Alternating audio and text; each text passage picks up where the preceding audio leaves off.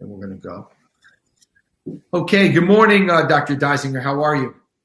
Good. It's great to be here. I'm glad to have you. I'm excited to hear your presentation. So I'd like to introduce Dr. Wayne Dysinger. He's a physician and the founder of Lifestyle Medical. And I'm going to turn it over to you. Thank you, Richard. And it's great to be here. And thank you to Dr. Zhang Lai for organizing this as well. So it's a privilege to be here with you. I am a physician, so I'm not a podiatrist. Obviously, I use podiatrists all the time and assisting in the care for my patients. But I'm going to be talking from that physician perspective, but hopefully trying to be understanding of the life of a podiatrist. I'm going to go ahead and share my slides here.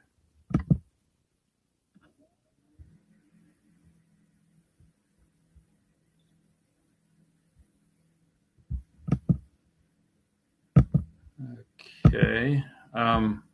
Beautiful. So the title of the talk is Lifestyle Medicine Practice, what it is and why you should consider it. And I'll explain a little bit more as we go through the talk why that's the reason that or the name of the talk. But these are the objectives. Just talk about lifestyle medicine generically. And I assume most people here are fairly familiar with what lifestyle medicine is. But I'm going to go into a few details that I just think are important as we look at the practice of lifestyle medicine, especially from a podiatrist perspective. And then talk a little bit about the thought process as we work with our patients, and give, I have actually 3 different patient stories that we're going to go over as well. So I always like to start my talks with this slide. And this slide just gives sort of a reference of where lifestyle medicine fits in with healthcare in general. And as I talk about this slide, I share this actually with my new patients as well. I talk about how my training in medical school and in residency was in these top 2 tiers of this triangle. So I was trained how to prescribe medications, how to do procedures, how to order tests. So a lot of sort of high tech, higher risk, higher cost, sort of foreign and invasive kinds of things. But if we look at what causes healthcare problems, and I dare say this is true in podiatry just as much as it is in primary care, which is what I practice. The causes are primarily chronic disease. So it's those diabetic foots, it's the peripheral vascular disease, it's these things that people get that don't go away or that at least rarely go away, and that generally seem to progress and get worse and worse. And if you look at those chronic diseases, 80% or so of them are directly related to lifestyle. So it's these 4 things here: nourishment, movement, resilience, which is rest and sleep, and connectedness. Those are the things that lead to getting a chronic disease or not getting a chronic disease. And in fact, if you could be perfect in these things, and I always like to emphasize nobody ever is perfect, but if you could be perfect, literally 80% of those chronic diseases would go away. So what lifestyle medicine is about is saying if the issues are chronic diseases and the causes are lifestyle, we ought to start our treatment in lifestyle. Now, in medical school and residency, I got very little training in nourishment and exercise prescriptions and how to manage stress, a variety of different things. But that's what's needed if we're really going to work on the chronic diseases. So this slide is another slide that I've started using in almost all of my talks. And what this is doing is sort of comparing what we're calling lifestyle holistic medicine or holistic lifestyle medicine, and comparing that to reductionistic allopathic medicine. So again, how I was trained was in the reductionistic allopathic mold. And there's value to that reductionistic allopathic mode. It keeps science strong. It keeps science central. And it helps us to figure out the details. But what that allopathic reductionistic mode does is it basically has us trying to figure out what's broken, and then trying to fix that broken thing. And the allopathic reductionistic model says if you can actually figure out what's broken and you can fix it, then the patient's restored to health. The holistic lifestyle medicine model says actually we're way more complicated than that. We're more than a sum of parts. There's things within us that all work together. And therefore, the goal of the healthcare provider is not fixing what's broken, it's balancing the system. And if you balance the system, guess what?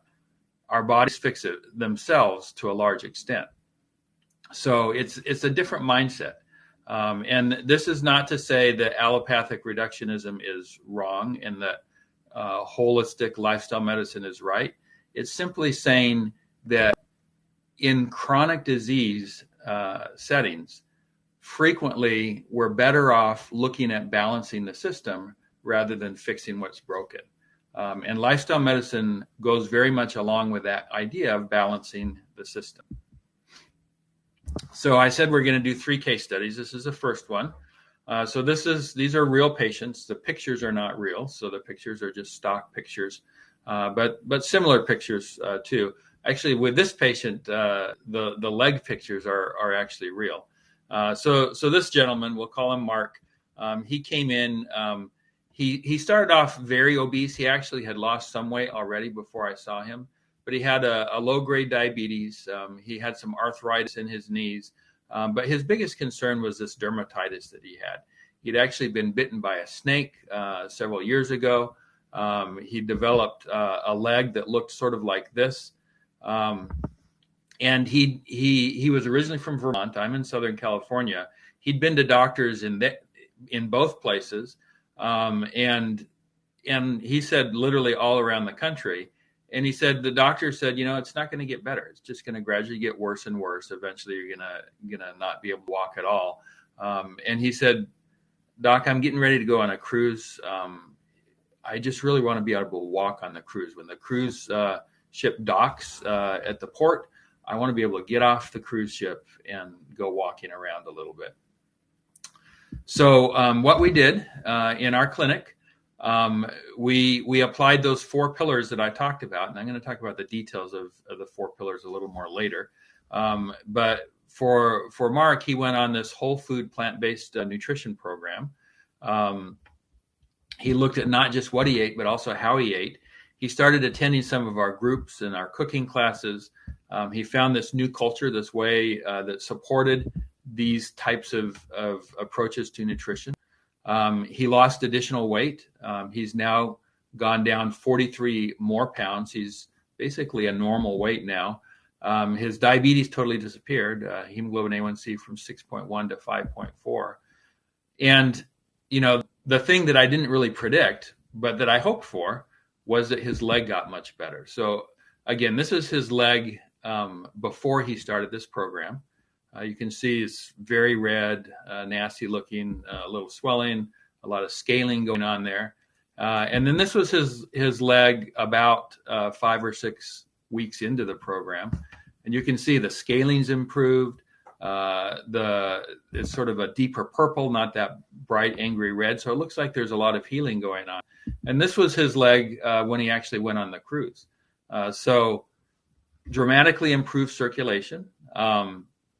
Just a little bit of discoloration there, which is more of sort of a permanent scar from the years of the leg looking this sort of angry red, scaling almost blistering looking look. So this is what happened. And I, to be honest, I didn't know this was going to happen. I didn't even predict it was going to happen with Mark. I just knew that this holistic lifestyle medicine approach and the 4 pillars that go along with that frequently help in a variety of chronic diseases.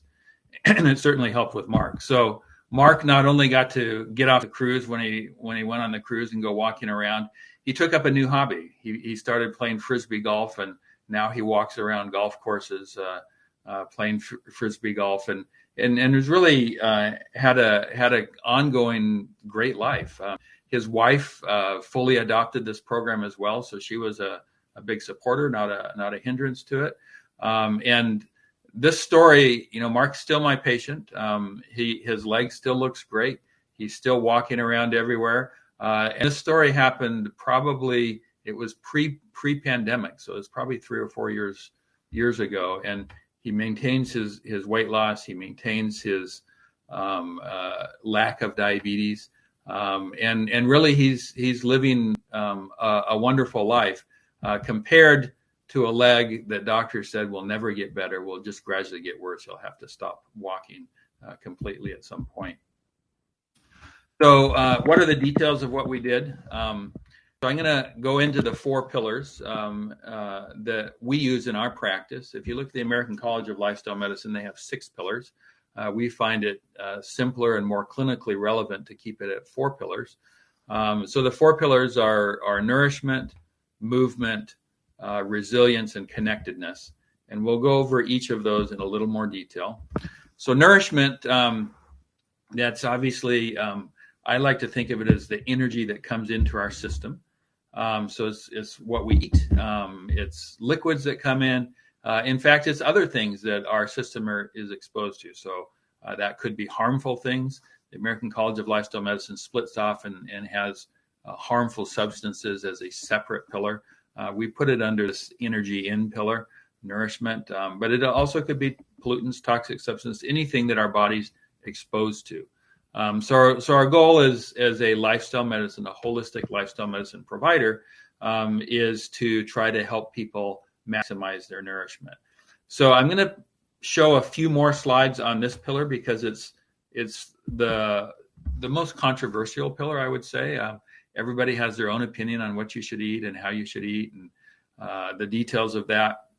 But what I'll say within the holistic lifestyle medicine movement, these core guidelines, eat food, not too much, mostly plants, are what consistently bubble up as the core food guidelines. Now, this quote, eat food, not too much, mostly plants, you can see it. It's on the yellow ribbon going around this head of lettuce.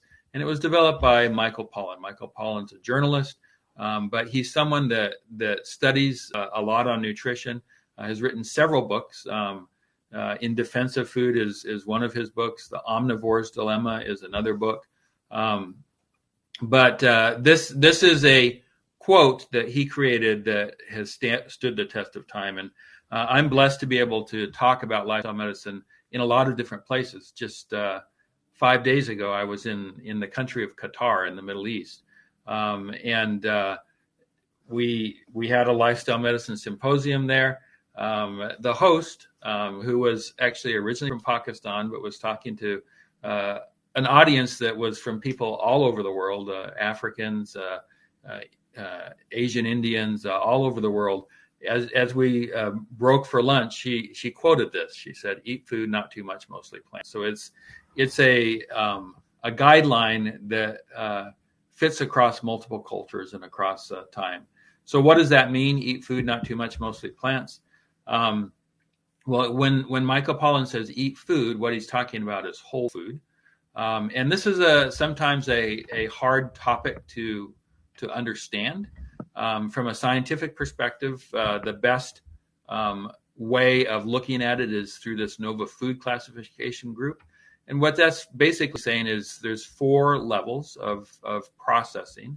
So your unprocessed food, which is where you want most of your calories to come from, is basically this food the way it's grown.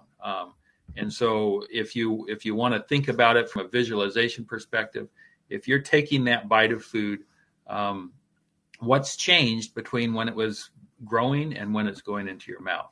And if you can visualize everything that happened, so it's an apple, the apple may have gotten washed. It obviously got shipped somewhere, but not a lot changed to that apple. Then that can be classified as an unprocessed or minimally processed food.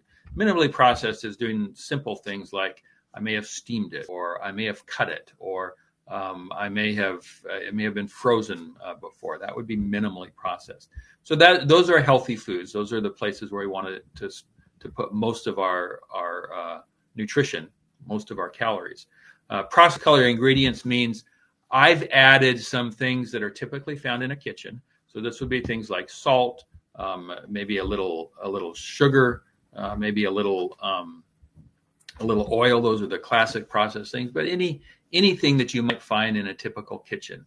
So it's adding a little bit of that in. So to give a little flavor to help in the cooking process or whatever.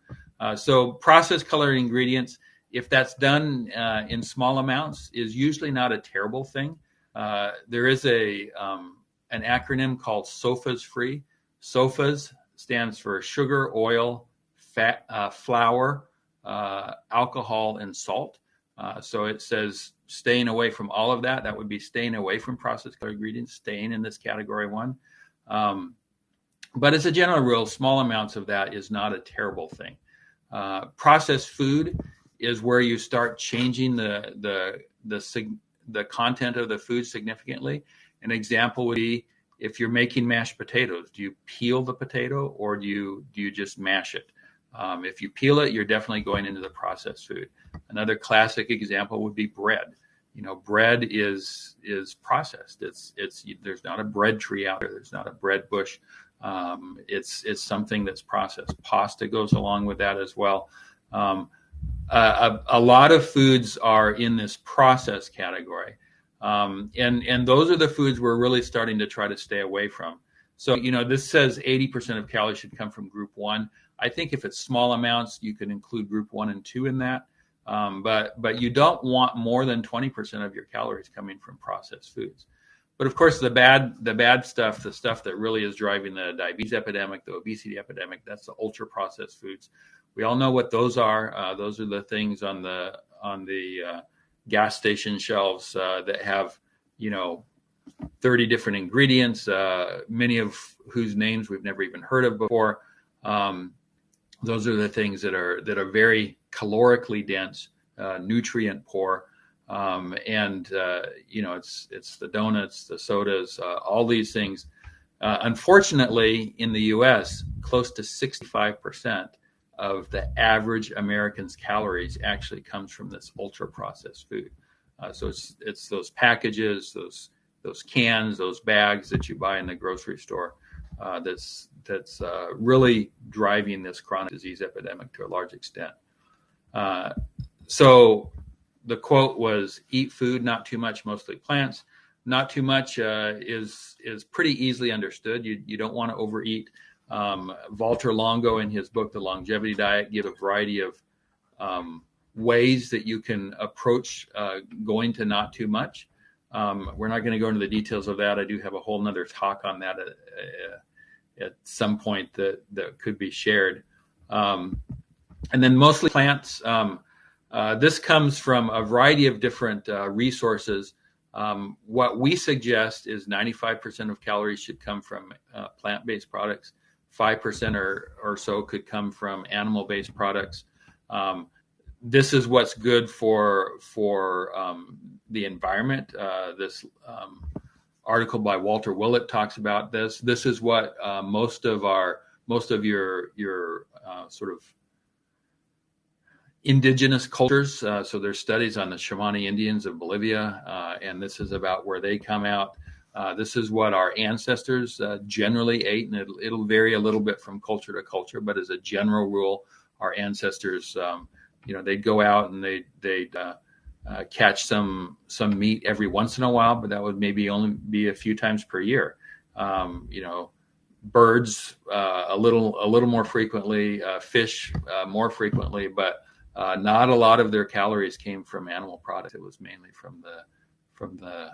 You think about the hunter-gatherer; they were gathering way more than they were hunting. So that's the nourishment pillar. The other three pillars are less controversial. I'm going to spend less time on them. Movement, we think about nourishment as energy in, movement as energy out. So it's the classic sort of exercise kinds of things, but it's also the environment that you're exercising in, and it's just how you choose to spend your time as you go through your day. The resilience pillar, this is sleep and stress. Again, the American College of Lifestyle Medicine separates out sleep and stress management. But my personal experience is that if someone's having a hard time sleeping, all you have to do is work on their stress and get their stress in a better place. And as a general rule, they sleep better. So resilience is sleep, stress, and sort of how we manage our energy. So nourishment is energy in, movement is energy out, resilience is sort of energy management. And then the final pillar is connectedness. Connectedness is both horizontal, so it's your network of family and friends and other community that you may create around yourself. And then it's also vertical connectedness. So it's your purpose and meaning in life. It's your ability to stay present to the moment, whatever you might call your spirituality. So both of these have been documented to make a difference as far as health. And so both of these matter as far as how we're trying to set up our patients' ability to maintain that balance in their life and to do that holistic lifestyle, healthy approach to life. Okay, we said we were going to talk some about philosophy and how a doctor thinks about working with patients. So we covered a little bit about both of those. I want to get now more into the details of what a lifestyle medicine practice looks like. As I started my practice, I was blessed to be able to start my practice as a primary care lifestyle medicine practice. And I spent most of my career as an academic. But for the last 8 years, I've been focused primarily on this new model of practice, this holistic lifestyle medicine model of practice. So lifestyle medicine doctors assess differently, treat differently. We have different programs for our patient, different ways we track with our patients. And of course, there's the lifestyle medicine certification. So I'm going to touch on each of these briefly.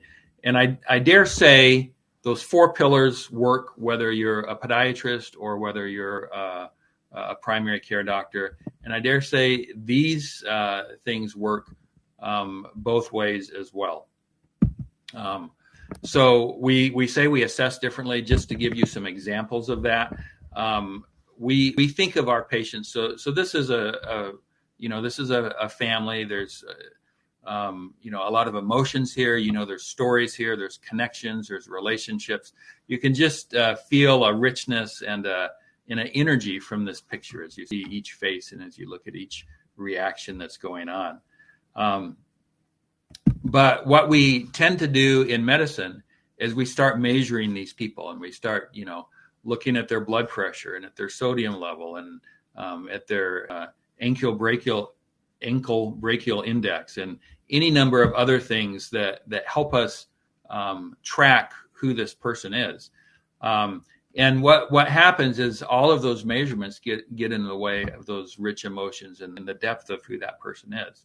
So what we're trying to do in lifestyle medicine is not get rid of the measurements. The measurements are important, but we're trying to recognize that the people behind those measurements are more important than the measurements themselves. There's this holistic, this rich set of personalities that matter a lot in our care for our patients. So Peter Drucker said this quote that is so true: you manage what you measure. So if we're measuring a bunch of data and a bunch of statistics, that's what we're going to be managing. But if we're measuring lifestyle medicine types of things, then that's what we're going to be managing. So what we do in our practice, we do something called a lifestyle medicine vital signs. So we take those 4 pillars. It's one of the reasons why we have 4, not 6. It's way easier to do this. And every single patient, every single visit answers these questions. How is the quality of food going into the system? How are you moving on a daily basis? How are you managing sleep and stress in your life? How are you staying connected with your family, your friends, and your higher power? And they just give themselves a simple subjective rating on a scale of 1 to 10. So this helps us a lot as a physician, and it affects pretty close to on a daily basis the type of interactions I have. So just yesterday, I saw a lady, and I know her. In fact, I had a nursing student with me, a nurse practitioner student, and I told the nurse practitioner, this lady's Mrs. Lifestyle Medicine. She does everything great, but she had marked resilience at a 6, which she usually doesn't. So I knew that was a place that I needed to go into. And within a couple minutes of me walking into that room and putting that out there, she was crying. And she had some stress in her home. And it led to a dramatically different visit, but a visit that allowed us to really get to those root causes, which is what we're trying to do in holistic lifestyle medicine. So that's just an example. That's an example that any podiatrist could do in your practice, is take lifestyle medicine vital signs. Another example, there's this program called Diet ID. This is Dr. David Katz who developed the Diet ID. Diet ID is a very quick way of doing a nutritional assessment. It's not very expensive, and it allows you to get to the Healthy Eating Index, the HEI, which is the nationally recognized standard of sort of measuring what a person's diet is. It helps you to get to that in a very quick way by doing almost like what you do when you go to an ophthalmologist's office, where they show you 2 pictures and you say, oh, this one's clearer, this one's fuzzier, and then you keep going down until you get to so he does this so does my diet look more like this or like this? Well, if it looks more like this, then 2 more pictures will come up. Does it look more like, something between these 2? So this is a nice tool. We just started using it in our practice. So there's a variety of other assessments. There's different lab assessments. Quest has started doing this inflammation panel, which helps you get at precursors of actual heart disease. There's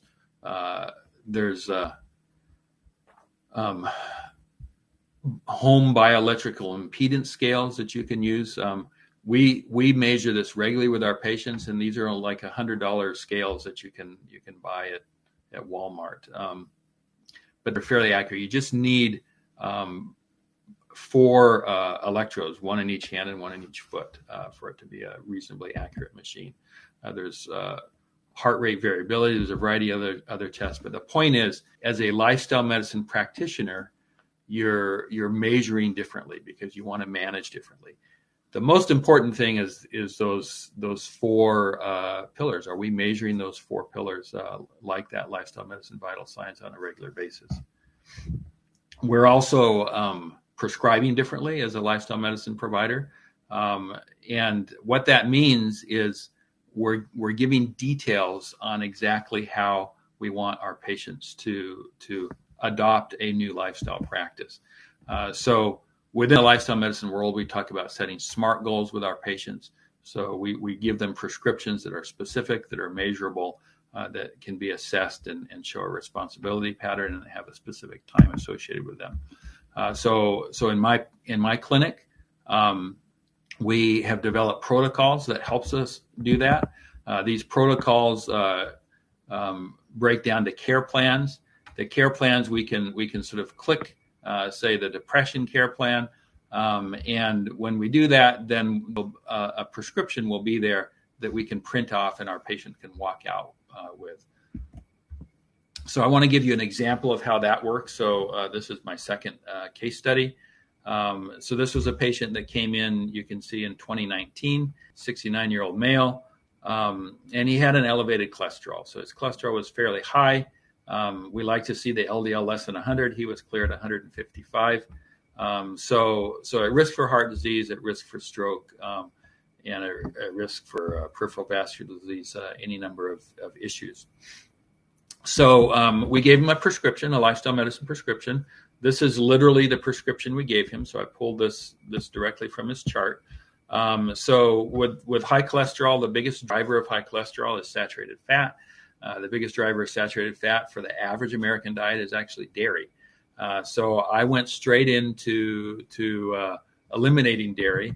And what I tell my patients here, I didn't put a timeline. The guidelines say it's a SMART prescription, the timeline. So I should have put a timeline. So how long are we going to go without dairy? Usually what I'll try for a patient is 30 days. Most patients are willing to try something like this, eliminating dairy for 30 days. So that's what we put out for this guy. No cheese whatsoever. That's the biggest driver of saturated fat in the average American diet. And then we gave him a guideline around meat eating, what we call our 2 rule. And that's basically to say that the red meat is not so healthy, so you're not going to have that very often. The chicken and turkey, and this, for some people, they'll find this very aggressive. For other people, they'll say you need to not even have that much meat. But this gets you close to that 95.5 intake,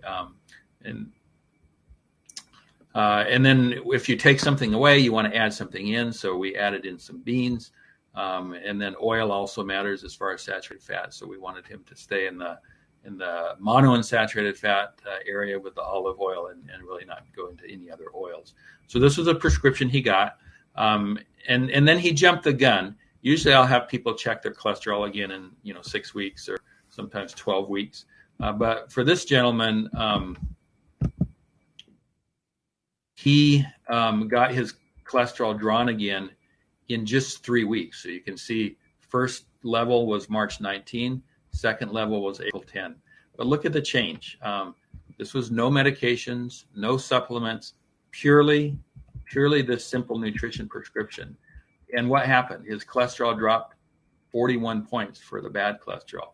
Total cholesterol dropped 55 points. You can see the triglycerides cut almost in half. And the good cholesterol, the one you want to keep high, stayed more or less the same. So dramatic improvement in just 3 weeks. Now that's one patient, but just to point out, this is not surprising. So this is a study that was published in JAMA, so one of the best medical journals in the world. And look when this was published. It was published literally 20 years ago. So we've known for 20 years that by simply doing a diet, so the triangle here is this dietary intervention. The diamond here is a statin medication, and then the control are people that just stay the same. So these were people with high cholesterol, and you can see a 30% drop just with diet in just 2 weeks. Again, published in JAMA 20 years ago. So this is not surprising that we could get these kind of results with only a simple nutrition prescription. But it's not what the typical doctor knows about or is taught about. But this is the beauty of lifestyle medicine. So I'm going to finish up quickly here.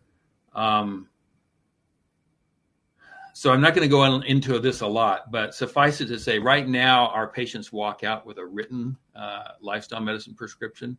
We have a dream of them walking out with that prescription on their smartphone that can be updated continuously and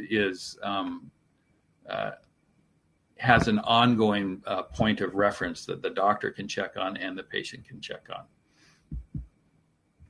Just other examples of tools, lifestyle prescriptions. This is one that was developed by Dr. Michael Greger. It's an app called the Daily Dozen. So you can just, on your app store, just search Daily Dozen. You'll find this icon. And what it basically does is, this is purely a positive prescription. So it's telling you if you get these servings per day. So Daily Dozen recommends 3 servings per day of beans, 1 serving per day of berries, et cetera, et cetera. And it has a way of tracking how well you're doing. It gives you a lot of data on so why do we recommend 2 servings per day of dark green leafy vegetables? What are the options as far as dark green leafy vegetables? You can hit the different icons here and get all those answers. What exactly is a serving size? So again, all of those things are here in this app. This is great for patients who are fairly sophisticated nutritionally. So I'm going to guess that most people here in this conference are fairly sophisticated nutritionally. And so you personally would find benefit from this. If you're not already familiar with this app, I encourage you to explore it a little bit. And for your sophisticated patients, it's good if someone's early on in their nutrition journey, this is going to overwhelm them. It'll be too much. So save it for the more nutritionally sophisticated people. So we talked about assessing differently. We talked about treating differently. I'm going to talk more briefly about these three components: programs, patient care approaches, and certification. So programs, lifestyle medicine is frequently practiced in groups. These are some examples of groups that we have in our practice, our primary care practice. We have a meditation group. We have a health behavior change group. Meditation group is run by an occupational therapist. The health behavior change group is run by a social worker. These are people that we have contracts with. We have a cooking class that's run by our dietitian. We have some clinical groups. One of my favorite is our fasting group. It meets 3 times a year, and we do a 5-day fast together, usually 20 or 30 people. We have support groups, and to me, this is incredibly important. If you look at health behavior change, the most successful health behavior change program in the world is Alcoholics Anonymous. And Alcoholics Anonymous, there's a lot of reasons why it's successful, but one of those reasons is these in-person support groups. So we've created that for our patients. The first patient example I gave you, Mark, who had the dramatic leg changes, he and his wife both joined our support group, and that's what allowed them to dig deeply into those health behavior changes that they adopted, and what allowed him to get the great results he did. Another resource that we use in our practice is we track our patients proactively. So each one of our patients gets what's called a health connection score. That health connection score, you can see if it's a 10, we're interacting with that patient every single day. If it's a 1, we're interacting with that patient once a year. Nobody stays at 10 for very long. That's generally when someone's hospitalized or they're very sick for some acute illness. But some people stay in these 6 or 7 ranges for a while, even 8 sometimes. But most of our patients are down here in the 2 to 3 range. But we assign this number both using objective, so data like hemoglobin A1C, or subjective, just the provider or the medical assistant feels like we need to be checking in with this patient more frequently. And then we have a whole system whereby if someone is a 6, we want to be checking in with them every month. But if they go 6 weeks and we haven't checked in with them, we have a computerized system that alerts us that we need to figure out a way to connect with this patient again. So lifestyle medicine boards, one of the things I've been privileged to do is to be the founding chair of the American Board of Lifestyle Medicine. There's now a branch of that also called the International Board of Lifestyle Medicine. This is a certification that's only been around for 5 years, but it's already, you can see the statistics here, it's already got over 5,000 people who've been certified. This is already in Chinese, it's in Korean, it's in Spanish, it's in Portuguese, it's in Arabic. So it's in a lot of different languages. You can see over 72 countries. This has primarily been physicians that have been taking this exam, but a variety of other healthcare professionals have taken it, including multiple podiatrists. So this is an exam available to you. The exam for physicians is slightly different than the ones for the other doctorates, or you can be a master's level as well in certain healthcare degrees. So this is the statistics just for the U.S. You can see it's been growing. We had a bump in COVID because that was you could take the exam at home, and obviously people they had more time on their hands, so a lot of people took the exam in the COVID year, but gradually increasing numbers.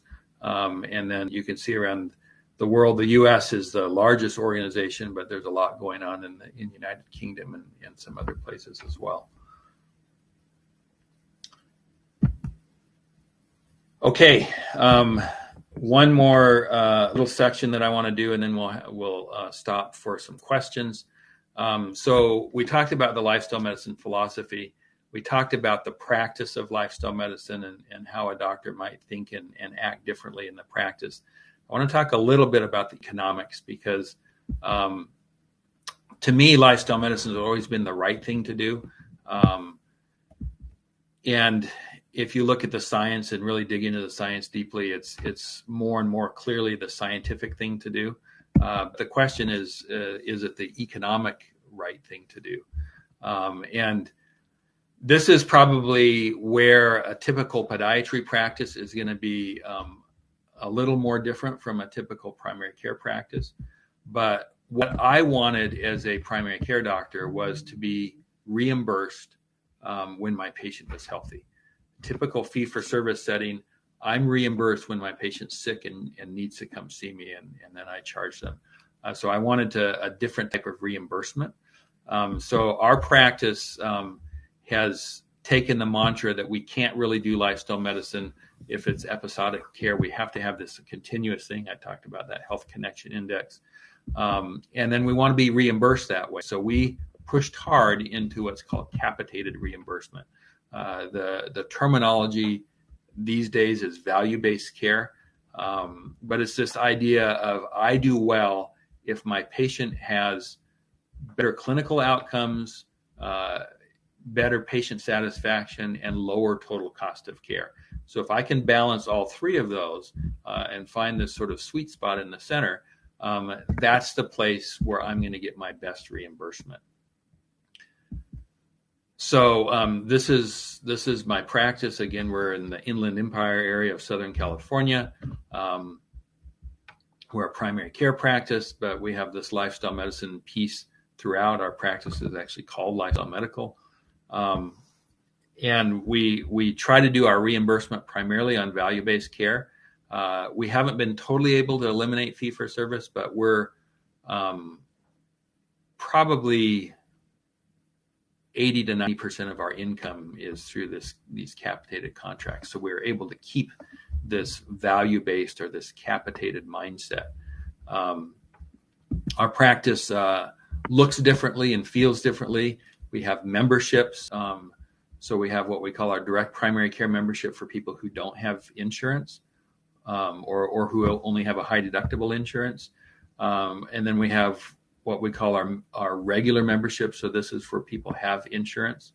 And then the majority of our practice is actually Medicare, because Medicare has become very sophisticated at these capitated contracts, these for these value-based care contracts that don't do any type of fee for service. So actually all of our Medicare patients, whether they're original Medicare or Medicare B or whether they're Medicare Advantage, all of them have these capitated contracts. So I will just say this, as a podiatrist, you probably could negotiate capitated contracts for your Medicare patients, especially your Medicare Advantage patients. So Medicare Advantage is now about 50% of Medicare. So I don't know, where each of you practice, how many of you have your own practices. But if you have your own practices and you're doing Medicare Advantage, you could probably go to the insurance companies or the IPAs that you contract with and say, I want to do a capitated contract. I don't want to do a fee-for-service contract. And you could probably negotiate that. And if you really want to practice lifestyle medicine, that's a smart business approach.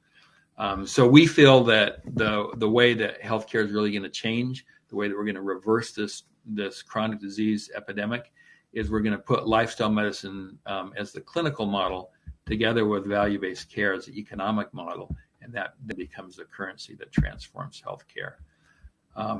And I'll say one other thing, and then I'm going to stop, and we'll have some time for questions.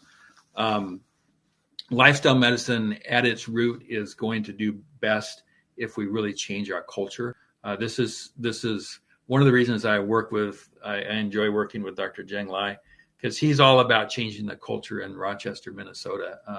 Zheng and his wife, May, do some amazing things as far as changing the culture of this town that they're in, the town that Mayo Clinic's in. But Dr. Zheng is really doing the community involvement and changing the culture so that it becomes the healthy choice is the easy choice. That's what we're after, that making the healthy choice the easy choice. And that needs to be done by primary care docs. It needs to be done by podiatrists. It needs to be done by all of our citizens. And just to point out also, lifestyle medicine, I mean, you don't even have to be a doctor. My grandmother could have been a lifestyle medicine doctor, or could have been a lifestyle medicine prescriber. These are things that these nutrition prescriptions, these other things are things that any healthcare provider can do. Forgot I had one more patient story.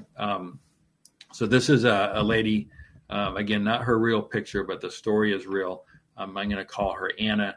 And she showed up in my clinic. She was a little overweight, not dramatically overweight, but a little overweight. And she had a hemoglobin A1C of 13.1. And you all probably know that's dramatically high. We love to see that. In my practice, 5.6 or less is our goal.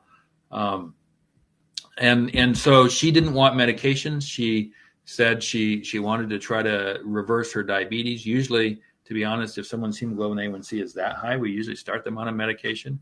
But she declined the medications. But she started applying all of our pillars. She joined our support group as well. She did this similar kinds of changes to what Mark, the first patient I talked to you about. And within 18 weeks, her hemoglobin A1C had literally halved. I mean, that's amazing. So within 4.5 months, with no medications whatsoever, so purely with those 4 pillars: nourishment, movement, resilience, and connectedness, she had halved her hemoglobin A1C.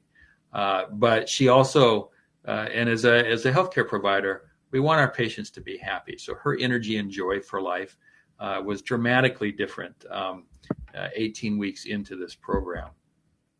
Now, this is also a patient that I've had for a long time. She's still my patient. And she had a lot of challenges. She was actually homeless for a while. She didn't have a good kitchen facility. She has certain emotional challenges. So her journey's not been an easy journey. But in our practice, we have health coaches. We have our dietitian.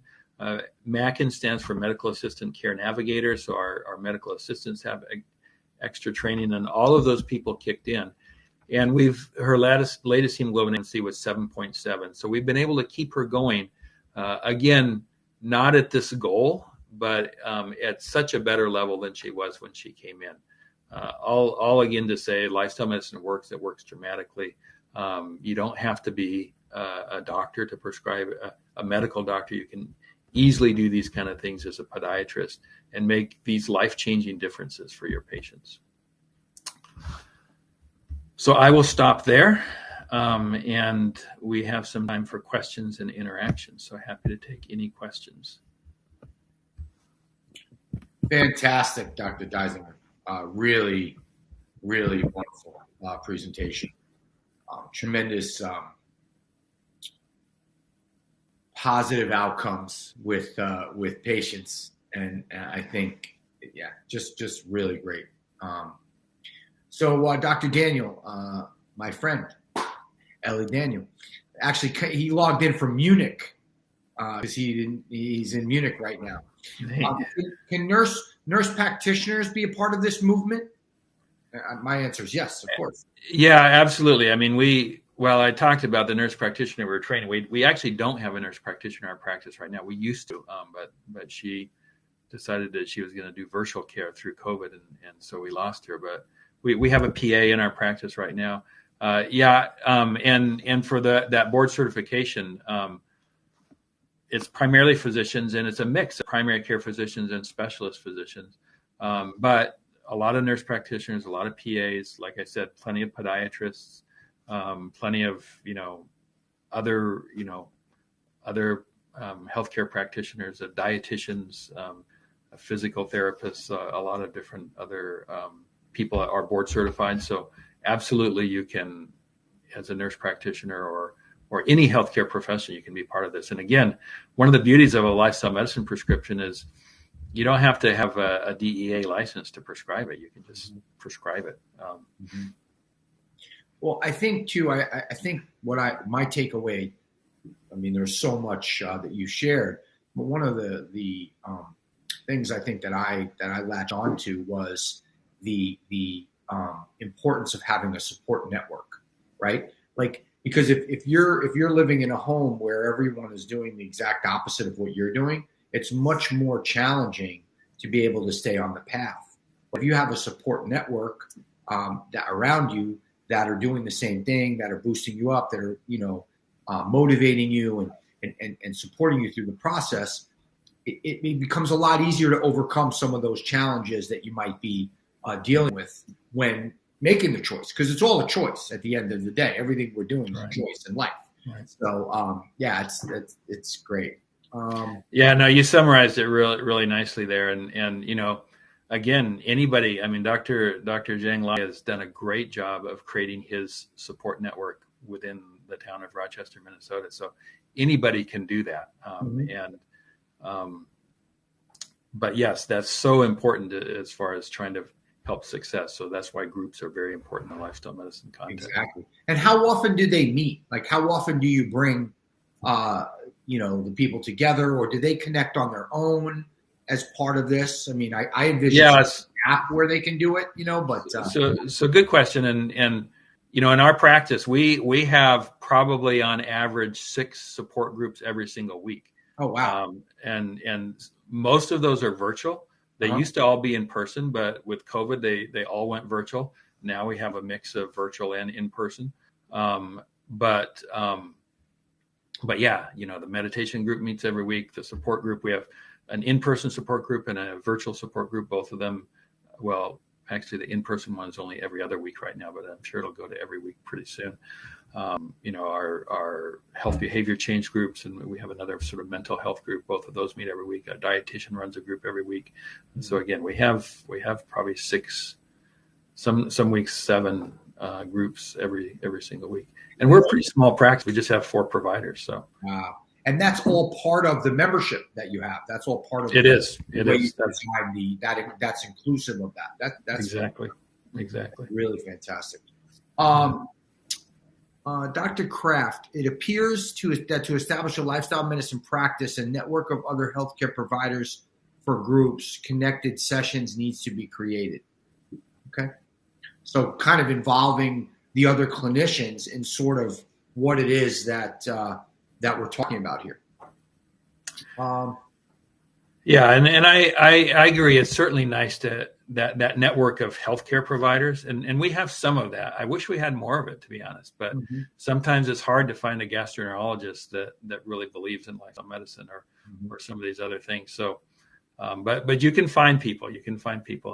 And nowadays you can go to the American College of Lifestyle Medicine website. You can find the other lifestyle medicine practitioners in your group. American College of Lifestyle Medicine has 10,000 members now. Wow. So almost guaranteed there's going to be somebody within your community or somewhere not too far from you that's interested in this type of thing. And how long has, I know you cited literature supporting it 20 years ago, but how long has, this sort of practice of lifestyle medicine and the school been around? So I would say the science started really growing and developing probably 40 or 50 years ago, to be honest. The American College of Lifestyle Medicine started almost 20 years ago. Okay. But it really started gaining traction only about 10 years ago. And like I said, the certification has only been around for a little over 5 years. Wow. So it's a relatively new thing. And that 10,000 members, I mean, if you go back 10 years ago, there was like 300 members. It's growing rapidly. Yeah. Well, it makes a lot of sense for sure.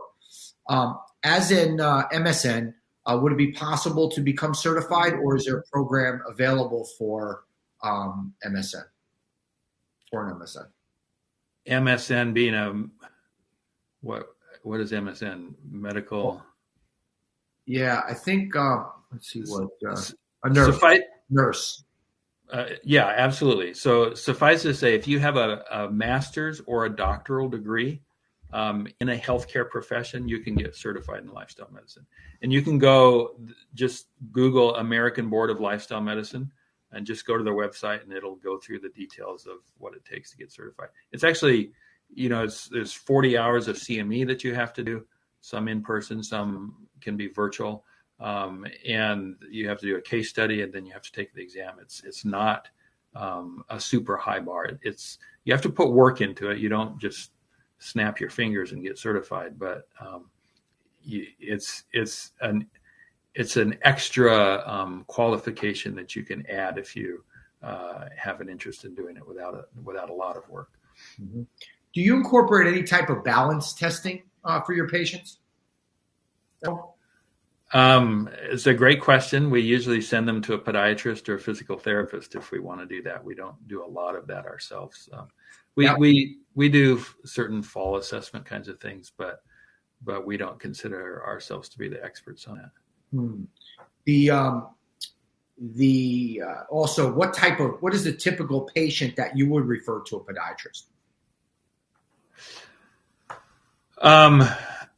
I don't think that we're probably different from most primary care docs. So we refer to podiatrists for certain, just more challenging foot hygiene things, the onychomycosis and those kinds of things. We have a lot of, hallux valgus or bunion or, those kind of foot issues. Obviously the occasional podiatrists have helped me the most probably in certain diabetic foot ulcers. So unfortunately our patients, we're not perfect in our lifestyle approaches, and some patients still get diabetic foot ulcers. And I don't think it's very different from what a typical primary care doctor does. But what we know, I didn't share the statistics. We know that our primary care practice is about 40% less expensive than the typical primary care practice. We have Medicare data that shows that. So we know that this lifestyle medicine approach works in that triple aim way. We get great clinical outcomes, great lower cost, and our patients love it. So, Dr. Horsley makes a point with so many healthcare practitioners or providers eating this, let's say living an unhealthy lifestyle. How do we expect our patients to get better if we're not following the same footsteps? So I mean, if I'm speaking to that, I know it's a question for you. I'm saying, well, that's why we as clinicians, although I'm not a clinician, have to adopt. We can't just talk the talk. We have to walk the walk as well. Yeah. You need to practice what you preach. Yep. And it's, if you look at the people that are in the lifestyle medicine movement, the different healthcare providers, a good chunk of them are there because of a personal life transformation. So they were diagnosed with high cholesterol, or they, any number, sometimes it's a parent or a kid even, or whatever else. But once you start adopting these lifestyle changes and personally experience how well you feel with them, that changes a lot of people. But yeah, walking the talk, practicing what you preach, it allows you to be a much more successful practitioner for sure. Yeah. Well, you're passionate about it. You're not just speaking something from the literature or something you read, or you're actually speaking from personal experience, and personal experience always has a greater impact with anyone that you're speaking. Right. The beautiful thing about lifestyle medicine is you can always pull out the studies and show, this is why, So. For sure. Well, Dr. Dysinger, it's been a pleasure. Really, excellent presentation. I've enjoyed this event tremendously so far, and I obviously by all the questions and comments they have as well. So thank you so much. I'm sure we'll be working together again. Okay, thank you. Take care. It's a privilege. Good luck to everyone, and stay strong. Keep on the journey. Absolutely. All right, buddy. Take care. Okay.